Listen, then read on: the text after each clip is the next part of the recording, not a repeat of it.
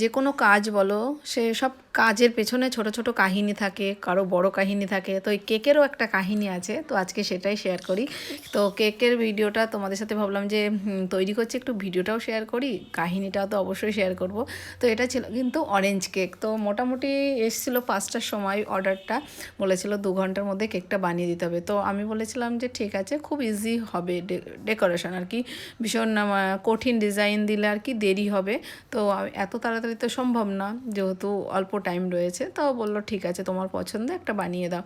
তো আমি আমার পছন্দেই এই জিগজ্যাগটাই বানিয়ে দিয়েছিলাম, খুব অল্প সময়ে, মাত্র 2 ঘন্টার মধ্যে বানিয়েছি।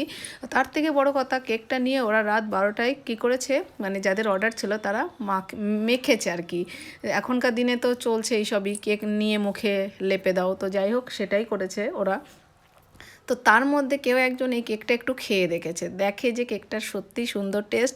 পরে বলছে যে কেকটা যাই হোক ওদের লস হয়ে গেল মেখে। পরে আমি এটা জানতে পেরেছি, আমাদের এখানেই একজনের অর্ডার ছিল। পরে আমি মানে আমাকে একজন বলছে যে কেকটা ওরা অল্প খেয়ে দেখে, তখন মোটামুটি কেক শেষ। তো ওরা আর খাবে কী করে। তো এই ছিল কেকের গল্প। তো দেখো কেকটা কেমন লাগছে।